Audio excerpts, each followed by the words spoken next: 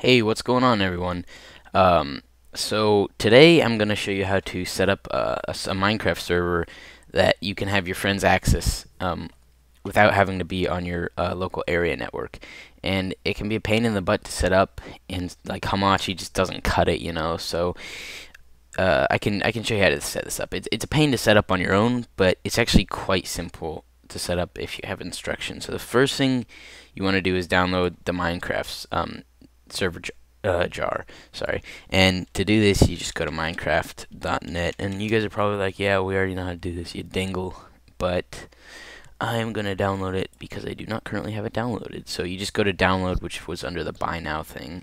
And if you're on a Windows computer, you can use the server.exe or the jar. But if you're on a Mac, you can only use the jar. I'm just gonna use the server.exe because it looks fancy and it has a little icon. Okay, so while this is downloading, I'm just going to create a new folder called Minecraft Server. You can call it whatever you want. You guys don't have to copy me on that, but whatever. And then I'm going to put this in here. Okay, so what you want to do is just run this, and you have basically a local area network server set up, or a LAN server, and only people on your home network can access this while it's on. So what you want to do is to make it work, you want to port forward it. So once, okay, yeah, you can just turn that off while you're port forwarding and stuff. And the next thing you want to do is get the IP of your computer and the IP of your default gateway. To do that, you can either hit the Windows key and then R, which will open up the run thing, or you can just go to here, type in run, and then you can hit enter or go up and click this, it doesn't matter.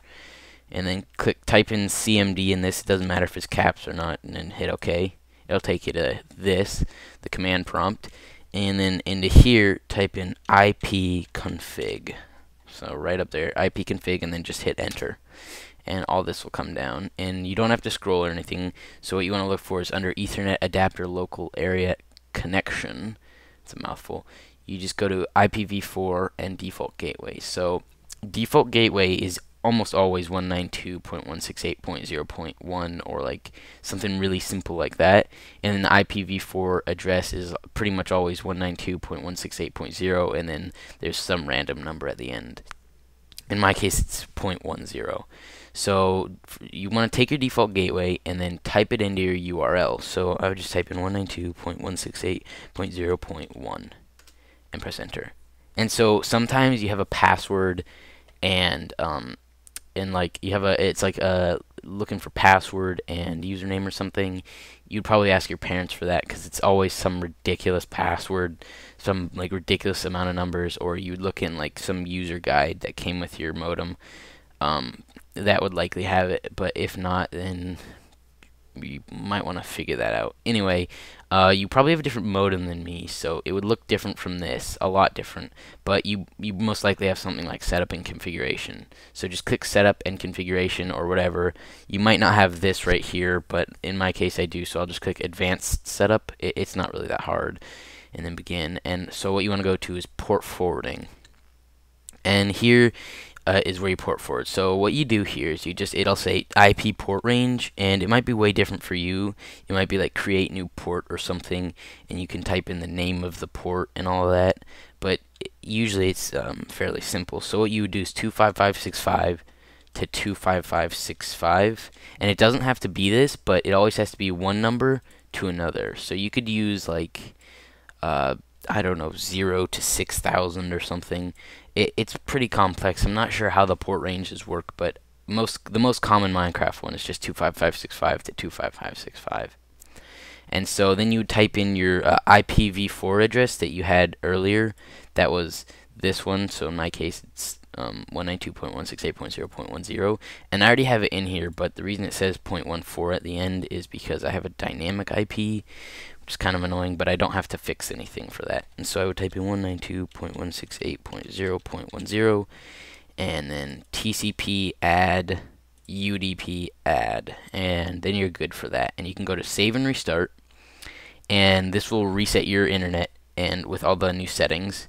And then what you'd do is you'd go to something like status, and it would just say IP address colon 64.138 point blah blah blah point blah blah blah. And then I don't want to show you because it's my safe information. Shh. Anyway, you would just, once your servers or once your internet is restarted, you would just turn on your server. You'd go to Minecraft, and you'd go to run. Obviously, you guys know how to play Minecraft. Then you would go to add server once it's done loading, and you do 19 or you do like 2 or 64 point blah blah blah, whatever your IP address is, and then colon 25565, because that's your port range. And then your server is set up, and you have to have it running, obviously. And your server set up, you can play with your friends as much as you want. Sorry, as much as you want. And yeah, it's actually pretty simple. If you have any issues, you might want to check your DMZ hosting, which is like a sort of firewall, and you can turn that on, and you just plug in your IPv4 address in that. And if you have any further issues, I would consult. I would just call up your internet service, and like see if they can help you out with that, because it might be like a specific issue only for your particular internet service. So anyway, I hope this was helpful. If not, I'm sorry guys, I can only give you so much information. My setup is actually fairly simple, surprisingly. Some are very complex, but anyway, hope you liked it. Yeah, thanks. Anyway, see you guys next time.